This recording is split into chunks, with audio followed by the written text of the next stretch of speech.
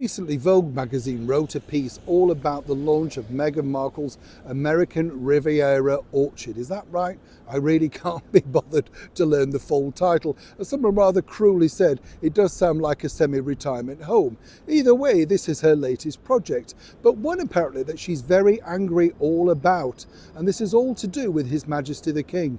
As ever, let me explain. Morning, lovely to see you today, and as ever, thank you so much for taking the time out to share with me. Oh yes, by the way, I did crumble. I like to share these things with you. Yes, one of the Easter eggs was down to £1.50. Caramilk, do you know that one? It's massive apparently in Australia and supposed to be a bit like our Caramac.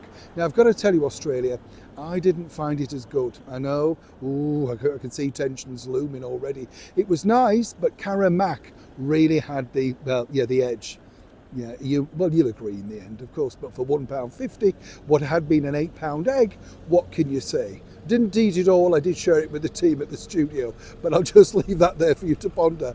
Back as ever to your royal story of the day. Say, Meghan Markle's latest venture, American Riviera Orchard, is supposed to be this lifestyle brand, and it's funny, over here, as I said to you, we had Holly Willoughby having a bash, so much so she put out a book late last year, which is now in all the charity shops and the pound shops. You know, people don't want to be lectured and hectored by rich people, do they?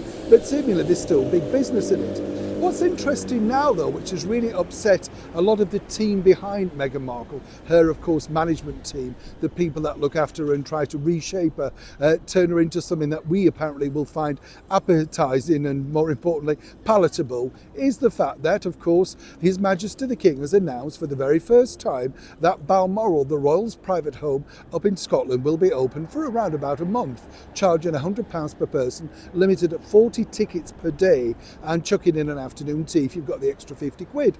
I think it's not bad value. Now, the piece in Vogue, you see, said, now what is the difference between His Royal Highness King Charles selling his jams via the Duchy of Cornwall and Meghan Markle selling jams and pots and pans, that sort of stuff? Well, the difference being is that, of course, the Duchy of Cornwall really did well for charity. That was the backdrop. Meghan's charity is Meghan Markle. Yes, she has to earn a living, allegedly. They're not that rich, even after all those mega deals from, of course, Netflix and Spotify and Penguin Random House. Get through a lot of money, you see, even when you're rich.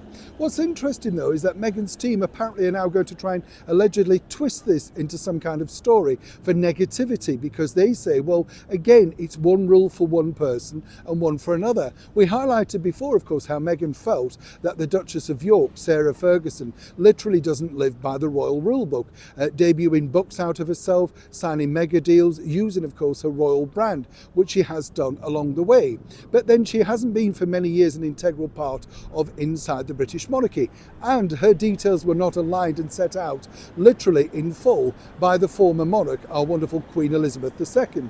She very clearly stated exactly what Meghan and Harry could do with their bestowed titles from her as the Duke and Duchess of Sussex. Either way, Meghan, I've been told, is absolutely fuming, double standards again, and doesn't understand exactly why she can't trade on the same thing.